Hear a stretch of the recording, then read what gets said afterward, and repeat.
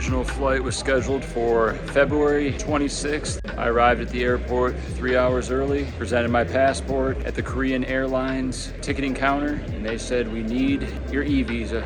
I said, "It's processing." They said, "That's not good enough. We can't let you on the flight." I said, "I submitted it almost a week ago. It should be ready anytime now." They said, "We can't let you on this flight." I said, "I looked it up online. It said if I arrive at Vietnam and it's not yet approved, I can get it expedited and approved on site for a small fee." They said, "It is illegal for us to let you on Korean Air. We will be fined thousands of dollars and get in trouble if we let you go on this flight, and they might just make you turn around and go home when you do get to Vietnam in 20 hours. I have no option other than refreshing the e-visa website, hoping it gets approved in the next 2 hours. 2 hours later, it's still not approved. My travel agent cannot get through to the e-visa customer service hotline number, and just like that, I cannot get on this flight, and we're gonna have to reschedule. A big delay, a change of plans. I will not be getting there in time for the kickoff $25,000 GG Millions event. Devastated, frustrated, mentally annihilated.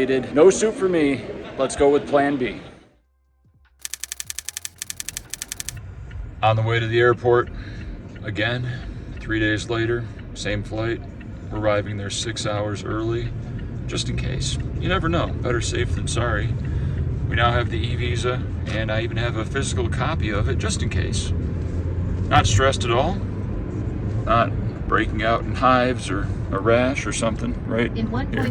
This is what the Korean Air check-in looks like when you get here 5.5 hours early. Apparently they don't start checking people in until 3 hours before the flight. So I have almost 3 hours to not hang out in the Prestige Lounge and just sit and wait. Glad I came early. I'm fucking cursed. You might be wondering, Boski, so big about, what's the big deal about flying? Why are you scared, bro? Well, I don't enjoy flying. I don't enjoy the process. I don't enjoy the swindling, the haggling for ticket prices, all the upcharges, all the taxes and fees. I don't like waiting to board. I don't like being stuck in a metal tube 5 miles above Earth going 600 miles an hour for long periods of time. I don't like the possibility of my baggage being lost. I don't like being in close proximity with strangers that I don't want to be in close proximity with. I like my freedom. I really value freedom, and some people think that flying gives you more freedom. Not for me. But luckily ACR is doing everything they can to make this as painless of a process as possible. With the business class accommodations, I really can't complain.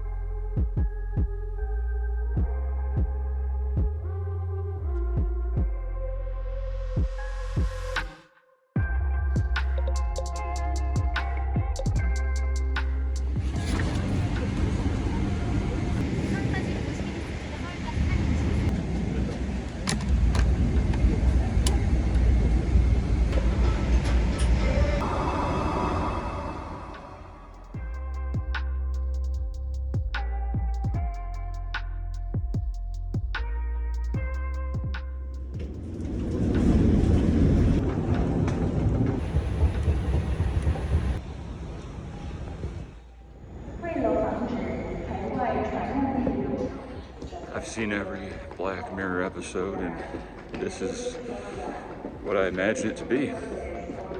Pretty scary.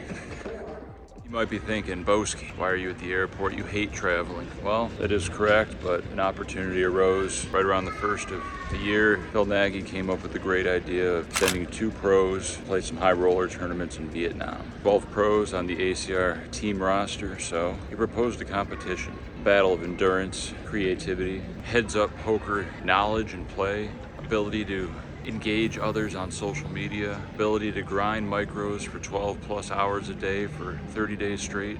I knew it wasn't going to be easy, but with over $100,000 on the line in buy-ins and first class travel. I'd be a fool to not try my best. And starting January 23rd and ending on February 19th, the competition would begin. After 28 days of micros, socials, performance in the $2,650 Venom and the Team Pro Heads Up brackets, I emerged victorious, #1 point getter. A week into the competition, Phil Nagy was nice enough to add another package. So 3 pros are going, and those other 2 pros are Ape Styles, Jonathan Van Fleet, and Monica Hey It's Mona. Today is March 2nd, and I have arrived in Seoul, Korea. My first time in Asia, maybe my last. We'll see how it goes. I am deathly afraid of traveling and flying in general, so this has been a big obstacle for me to conquer. I know Crimea River, poor baby just won a 100K package, now he's got to fly for a day. Well, you know, people have different fears and different anxieties towards a lot of things, and I'm here to conquer this one. One more leg of the trip, Seoul to Da Nang, then a 1-hour car ride, and I'll be at the Hoi An exclusive resort where the Triton high roller tournaments will take place. Depending on how I feel today, there will be a $20,000 mystery bounty, and tomorrow's a $30,000 7 max or 8 max event. So we'll see how it goes, and welcome to the vlog. This one's gonna be special. This isn't a $200 rebuy at the win.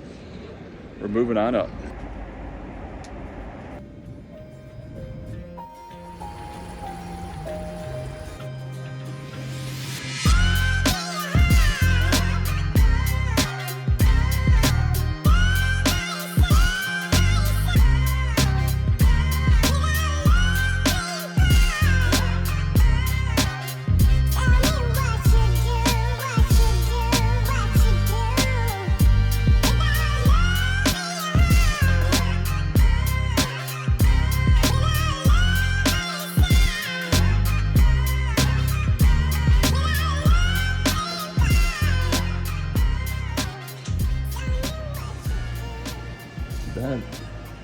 Bad at all.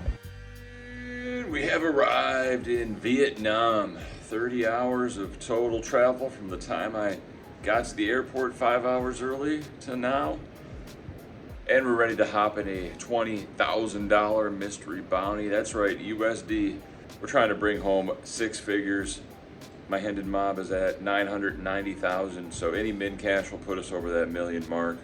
But we're playing to win, baby. We're trying to get that big mystery bounty. You know how they have like 4-time winner here, and they have these big banners? Oh, I yeah. wonder if if they'll do one of me of multiple min cash. I'm shaking. There should be biggest donator, Right? biggest funder of the event. You know, my first time in Asia, my first time in Europe, my first time this far away from home. Feel great. Ready to late reg this $20,000 mystery bounty event.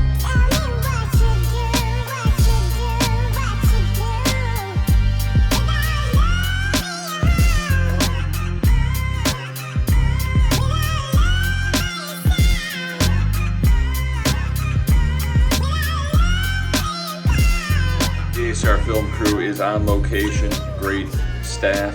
Hopefully they'll have enough footage to satisfy this vlog, but I'm gonna do my best to film whatever they don't, and these hand history breakdowns are gonna be a big part of it, so here we go. 200,000 starting stack with blinds at 1,000, 2,500, 2,500, big blind ante. Orphan the Turk, who has over $3 million in Triton poker cashes alone, opens the hijack to 5,500. I'm on the button with ace 4 of spades, and you know what we got to do here. We got to put in that 3-bet on the button. We're deep. We got a great hand to 3-bet. He thinks about it and folds, and we take down our first pot. We're in the profit. Always feels good to win the first one. 2 orbits later, same positions. Orphan the Turk opens to 5,500. I'm on the button with ace king offsuit. These cards do have the jumbo big faces. Not a big fan. It feels like my opponents can see my hand when I look down at it. But you know, we're gonna do our best to cover up and protect ourselves. Make it 18,000. He might be fed up. He might put in that 4-bet. Then what? Doesn't matter. He puts in the call. Let's see, ace high flop dealer. The flop comes jack 7 deuce. 2 diamonds. We don't have a diamond. He checks, and I think this is one of the times we're not going to see bet. We check it back. We do have showdown value, and he's going to be continuing at a pretty high frequency on this board. He's going to have a lot of Jack X, mid-pair type hands. So when the turn brings a 10, we have a draw to the nuts. But of course, this card is even better for his range. Once again, all the Jack 10s, all the pocket 10s. The hands that we do beat here would be King, Queen, and Ace, Queen. He measures out a bet of 35,000 chips. Just almost a pot-sized wager, and it's going to be tough for us to continue, so we fold.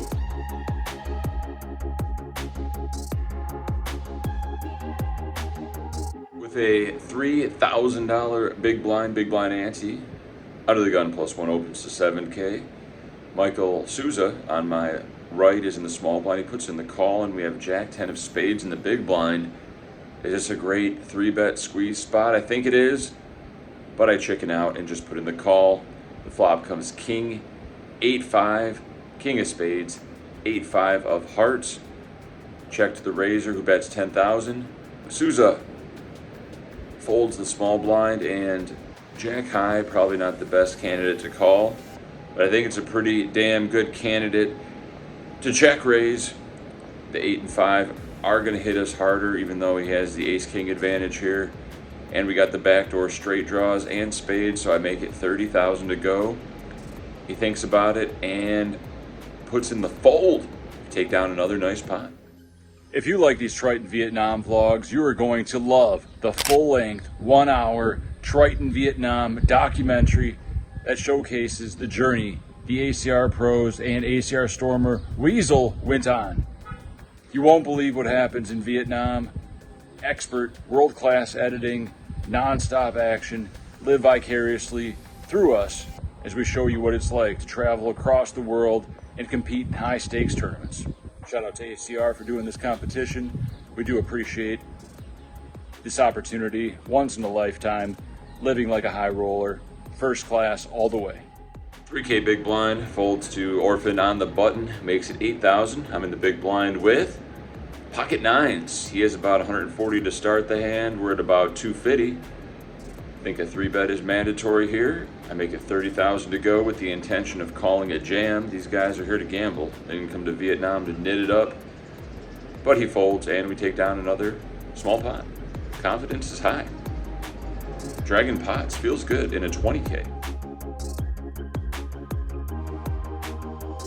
Still 3K big blind, folds me on the button. I have Jack 8 of diamonds. Make it 7,000 to go. Small blind folds, and Richard Young, I believe, puts in the call in the big blind. We're playing with some Asian legends. Flop comes King 9-3, 1 diamond. He checks. I bet 7K, and he calls. I don't view him as very strong from the live read I got. When the turn brings an ace of spades, he checks it to me, and this is a great time to continue our bluff. We're gonna have a lot more ace X here, and it's gonna be tough for him to continue with 9X and straight draws and stuff. So I bet 18,000, and he folds. We're just winning every small pot. I really haven't lost a small pot yet. Let's keep it going. With a 4K big blind, folds me in the small blind. I have King 6 offsuit. I think this could be a mix between the limping and raising. When we do raise, our size is going to be 3.5 at the stack depth, so I choose the aggressive route. Much more intuitive for me to be on the aggressive side of things than loose passive. So after I make it 14,000, the big blind does call. So we're off to see a flop with our King 6 offsuit. 8-4 deuce, pretty dry, worth a stab. Down bet 10,000. Fold out some of his Jack 10 equity or something. He puts in the call. The turn is a 7. Not a big fan of check calling, not a big fan of check folding, so we choose the aggressive option. Size up to 35,000 chips. And he folds. They're giving us respect. And we're up to almost 300,000 chips. 1.5 increase in our stack 2 hours in. There is a lot of moving around as people re-enter or enter for the first time. Tables get broken, tables get made, balancing of tables. They always move the big blind, so it's fair you move into a big blind to keep it balanced. I lost a hand in the big blind, and then the TD comes over, and because the new player joined on my right, he says, all right, we're gonna need you in the big blind. You're moving to another table, and this table's now gonna be the feature table after break. And that's when it hit me. I was just big blind, so they shouldn't move me. He realizes his mistake and moves somebody else. And we're going to the feature table. Triton, baby. Thousands are gonna be viewing on YouTube and Twitch, my two favorite platforms. Let's see if we get some love in the chat for my first Triton live stream appearance. And we have video. Only one name we haven't called here at this feature table, and it is that of Jeffrey Allen. Sluzinski, also known as Boski, on the social media platforms. He's laying it down. Hey, sir, I brought a bunch of people, it seems. Yeah? Yeah. Saw the patch there, Phil Nagy. Usually don't play binds this big, so it's nice to see like this mix of characters. I think he streams too, so I'm sure like his fans are cheering him on, but he's got some tough competition. This commentary is provided by Randy Liu and Ali Najad. They have me listed as Jeffrey Allen.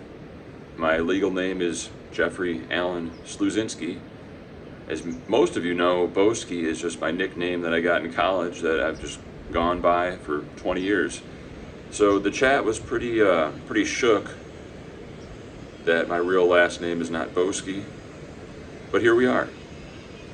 Let's run well at this feature table, bag and tag, and get some mystery bounties. In on the announcements from Luca Vivaldi there, but he is confirming that it is at the start of level 15 that the mystery bounties will come into play. As Sluzinski in the cutoff with ace queen.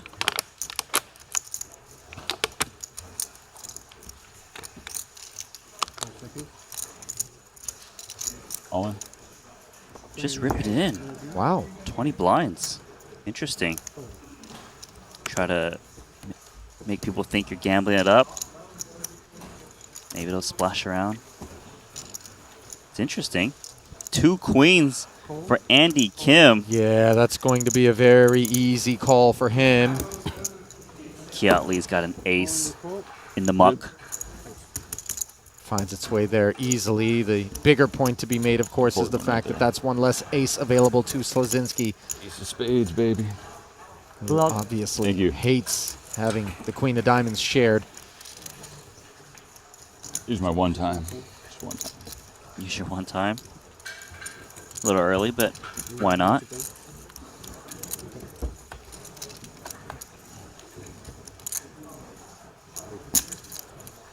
That is the remaining queen. Diamond. Backdoor diamonds and some Yeah, Broadway diamond stuff six. is available as top set has a stranglehold on top pair. The 6 of hearts is not going to be Sluzinski's one time, and he will ship the rest of his chips forward and over to Andy Kim. And we are out!